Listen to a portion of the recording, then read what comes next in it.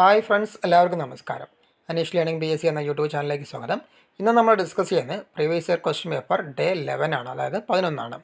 ഇതിന് മുൻപ് നമ്മളൊരു പാർട്ട് ചെയ്തിട്ടുണ്ടായിരുന്നു, അപ്പോൾ അത് ഞാൻ ഡിസ്ക്രിപ്ഷനിൽ ചേർക്കാം, നിങ്ങൾക്ക് അതുവഴി കാണാവുന്നതാണ്. ഇന്ന് നമ്മൾ ഡിസ്കസ് ചെയ്യുന്നത് previous year question paper day 11. Okay, ഇന്നത്തെ വീഡിയോ നിങ്ങൾക്ക് പ്രയോജനപ്പെടുകയാണെങ്കിൽ വീഡിയോ ഒന്ന് ലൈക്ക് ചെയ്യുക, അതുപോലെ തന്നെ നിങ്ങളുടെ സുഹൃത്തുക്കൾക്കും ഷെയർ ചെയ്യുക.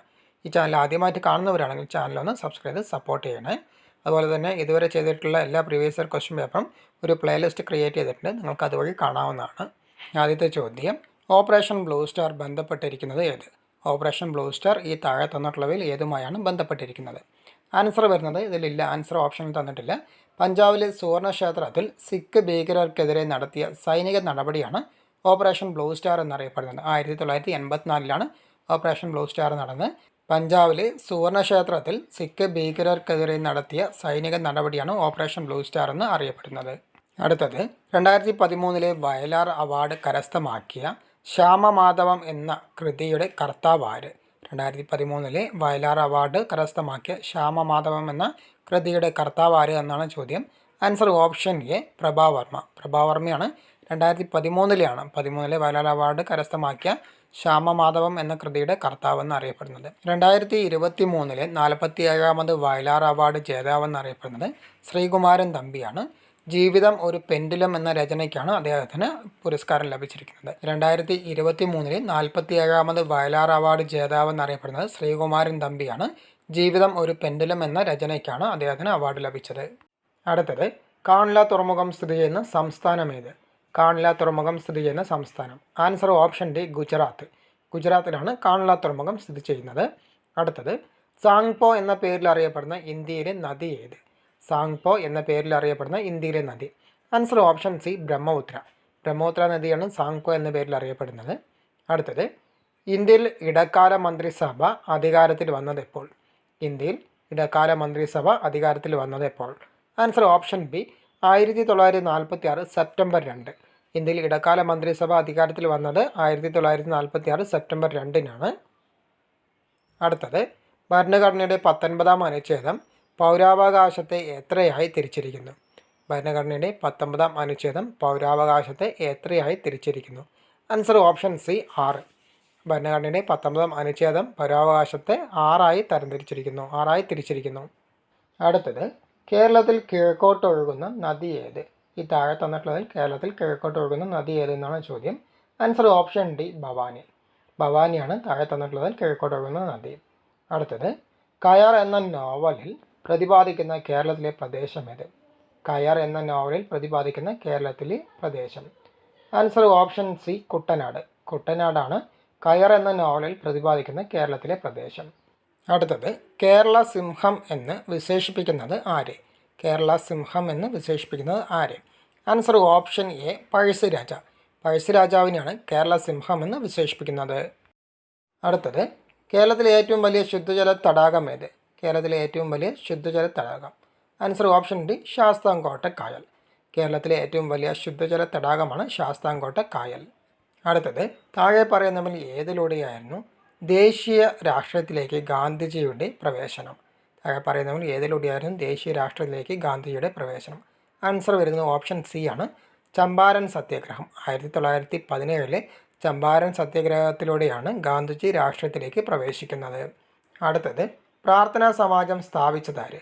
പ്രാർത്ഥനാ സമാജം സ്ഥാപിച്ചത്. Answer option B, Atmaram Pandurang. Atmaram പാണ്ഡുറങ്കാണ് പ്രാർത്ഥനാ സമാജം സ്ഥാപിച്ചത്. അടുത്തത്, താരാപൂർ ആണവ നിലയം സ്ഥിതി ചെയ്യുന്ന സംസ്ഥാനം ഏത്? താരാപൂർ ആണവ നിലയം സ്ഥിതി ചെയ്യുന്ന സംസ്ഥാനം. Answer option B, Maharashtra. മഹാരാഷ്ട്രയിലാണ് താരാപൂർ ആണവ നിലയം സ്ഥിതി ചെയ്യുന്നത്.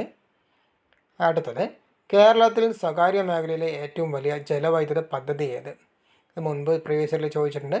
കേരളത്തിൽ സ്വകാര്യ മേഖലയിലെ ഏറ്റവും വലിയ ജലവൈദ്യുത പദ്ധതി എന്നറിയപ്പെടുന്നത് ഏത്? Answer option C, Koothungal. കൂത്തുങ്കലാണ് കേരളത്തിലെ സ്വകാര്യ മേഖലയിലെ ഏറ്റവും വലിയ ജലവൈദ്യുത പദ്ധതി. അടുത്തത്, അന്യായമായി തടവിലാക്കപ്പെട്ട ഒരാളെ വിട്ടുകിട്ടുന്നതിനായി കോടതിയിൽ സമർപ്പിക്കുന്ന റിട്ട് ഏത് പേരിൽ അറിയപ്പെടുന്നു? അന്യായമായി തടവിലാക്കപ്പെട്ട ഒരാളെ വിട്ടുകിട്ടുന്നതിനായി കോടതിയിൽ സമർപ്പിക്കുന്ന റിട്ട് ഏത് പേരിൽ അറിയപ്പെടുന്നു? Answer option D, habeas corpus. Habeas corpus ആണ് അന്യായമായി തടവിലാക്കപ്പെട്ട ഒരാളെ വിട്ടുകിട്ടുന്നതിന് കോടതിയിൽ സമർപ്പിക്കുന്ന റിട്ട്. അടുത്തത്, മാപ്പിള ലഹളയുടെ താൽക്കാലിക വിജയത്തിനു ശേഷം ഭരണാധിപതിയായി അവരോധിക്കപ്പെട്ടത് ആര്? മാപ്പിള ലഹളയുടെ താൽക്കാലിക വിജയത്തിനു ശേഷം ഭരണാധിപതിയായി അവരോധിക്കപ്പെട്ടത് ആര്? Answer option B, Ali Musliyar. Ali മുസ്ലിയാറാണ് മാപ്പിള ലഹളയുടെ താൽക്കാലിക വിജയത്തിനു ശേഷം ഭരണാധിപതിയായി അവരോധിക്കപ്പെട്ടത്. അടുത്തത് ആന്ധ്രാപ്രദേശിൽ സ്ഥിതി ചെയ്യുന്ന താപവൈദ്യുത നിലയമാണ്. ആന്ധ്രാപ്രദേശിൽ സ്ഥിതി ചെയ്യുന്ന താപവൈദ്യുത നിലയം ഏതാണ് എന്നാണ് ചോദ്യം. Answer option B, Ramagundam. രാമഗുണ്ടമാണ് ആന്ധ്രാപ്രദേശിൽ സ്ഥിതി ചെയ്യുന്ന താപവൈദ്യുത നിലയം. അടുത്തത് വി ടി ഭട്ടതിരിപ്പാട് രചിച്ച ഗ്രന്ഥം ഏത്? വി ടി ഭട്ടതിരിപ്പാട് രചിച്ച ഗ്രന്ഥം. ആൻസർ ഓപ്ഷൻ സി, അടുക്കളയിൽ നിന്ന് അരങ്ങത്തേക്ക്. അടുക്കളയിൽ നിന്ന് അരങ്ങത്തേക്ക് എന്നതാണ് വി ടി ഭട്ടതിരിപ്പാട് രചിച്ച ഗ്രന്ഥം. അടുത്തത് ഫൈബർ ഓപ്റ്റിക്സിൻ്റെ പ്രവർത്തനത്തിന് അടിസ്ഥാനമായ പ്രതിഭാസം ഏത്? ഫൈബർ ഓപ്റ്റിക്സിൻ്റെ പ്രവർത്തനത്തിന് അടിസ്ഥാനമായ പ്രതിഭാസം. ആൻസർ ഓപ്ഷൻ എ, പൂർണ്ണാന്തര പ്രതിപതനം. പൂർണ്ണാന്തര പ്രതിപതനമാണ് ഫൈബർ ഓപ്റ്റിക്സിൻ്റെ പ്രവർത്തനത്തിന് അടിസ്ഥാനമായ പ്രകാശത്തിൻ്റെ പ്രതിഭാസമെന്ന് അറിയപ്പെടുന്നത്.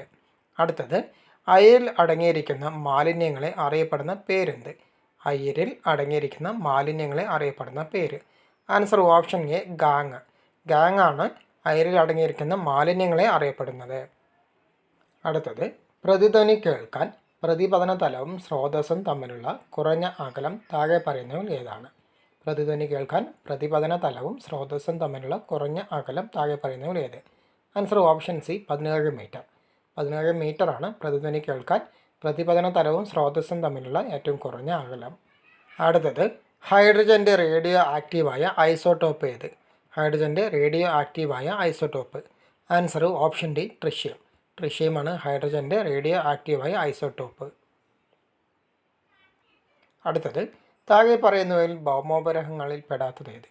താഴെ പറയുന്നവയിൽ ഭൗമോപഗ്രഹങ്ങളിൽ പെടാത്തത്. Answer option B, Uranus. Uranus ആണ് താഴെ പറയുന്നവയിൽ ഭൗമോപഗ്രഹങ്ങളിൽ പെടാത്തത്. അതായത് ഭൂമിയുടെ അടുത്തുള്ള ഉപഗ്രഹങ്ങളാണ് ഭൗമോപഗ്രഹങ്ങൾ എന്നറിയപ്പെടുന്നത്. അതിൽ പെടാത്തത് യുറാനസ് ആണ്. അടുത്തത് സിമൻറ്റ് നിർമ്മാണ വേളയിൽ സെറ്റിംഗ് സമയം നിയന്ത്രിക്കാൻ ചേർക്കുന്ന പദാർത്ഥം ഏത്?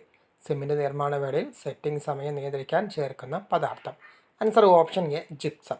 ജിപ്സമാണ് സിമൻറ്റ് നിർമ്മാണ വേളയിൽ സെറ്റിംഗ് സമയം നിയന്ത്രിക്കാൻ ചേർക്കുന്ന പദാർത്ഥം. അടുത്തത് ഡിഗ്രി സെൽഷ്യസ് സ്കെയിലിലെ 35 ഡിഗ്രി സെൽഷ്യസിന് സമാനമായി ഫാരൻഹൈറ്റ് സ്കെയിലിലെ താപനില എത്ര?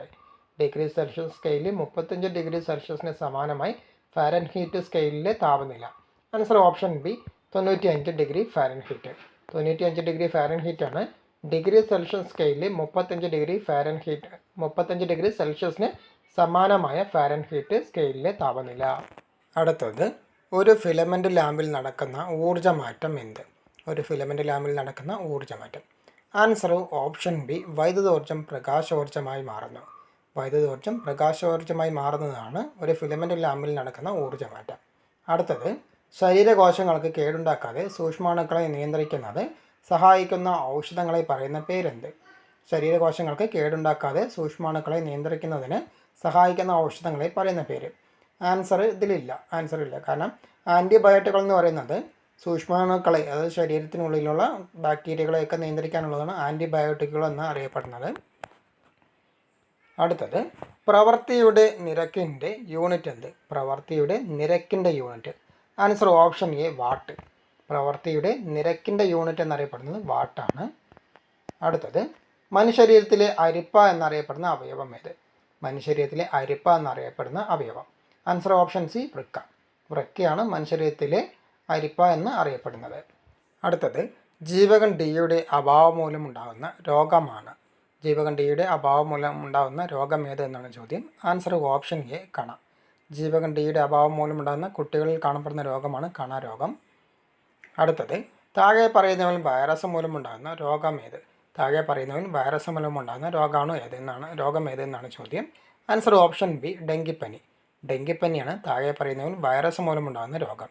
അടുത്തത് ഇന്ത്യയിലെ ആദ്യത്തെ പോളിയോ വിമുക്ത ജില്ല ഏത്? ഇന്ത്യയിലെ ആദ്യത്തെ പോളിയോ വിമുക്ത ജില്ല ഏതാണ്? ആൻസർ ഓപ്ഷൻ ഡി, പത്തനംതിട്ടയാണ്. പത്തനംതിട്ടയാണ് ഇന്ത്യയിലെ ആദ്യത്തെ പോളിയോ വിമുക്ത ജില്ല എന്ന് അറിയപ്പെടുന്നത്. അടുത്തത് കേരളത്തിൽ ഏറ്റവും കൂടുതൽ കൃഷി ചെയ്യുന്ന ധാന്യവിള ഏത്? കേരളത്തിൽ ഏറ്റവും കൂടുതൽ കൃഷി ചെയ്യുന്ന ധാന്യവിള. ആൻസർ ഓപ്ഷൻ ബി, നെല്ല്. നെല്ലാണ് കേരളത്തിൽ ഏറ്റവും കൂടുതൽ കൃഷി ചെയ്യുന്ന ധാന്യവിള എന്ന് അറിയപ്പെടുന്നത്. അടുത്തത് താഴെ പറയുന്നവയിൽ സങ്കരയിനം മരച്ചീനി ഏത്? താഴെ പറയുന്നവയിൽ സങ്കരയിനം മരച്ചീനി ശ്രീ വിശാഖം. ആൻസർ വരുന്നത് ഓപ്ഷൻ സി ആണ്, ശ്രീ വിശാഖമാണ് താഴെ പറയുന്നവയിൽ സങ്കരയിനം മരച്ചീനി. അടുത്തത് കേരളത്തിലെ കുരുമുളക് ഗവേഷണ കേന്ദ്രം സ്ഥിതി ചെയ്യുന്നത് എവിടെ? കേരളത്തിലെ കുരുമുളക് ഗവേഷണ കേന്ദ്രം സ്ഥിതി ചെയ്യുന്നത് ആൻസർ ഓപ്ഷൻ ഡി പന്നിയൂർ. പന്നിയൂറാണ് കേരളത്തിൽ കുരുമുളക് ഗവേഷണ കേന്ദ്രം സ്ഥിതി ചെയ്യുന്നത്. അടുത്തത് സൈലന്റ് വാലി നാഷണൽ പാർക്കിൽ കാണപ്പെടുന്ന വംശനാശ ഭീഷണി നേരിടുന്ന മൃഗം ഏത്?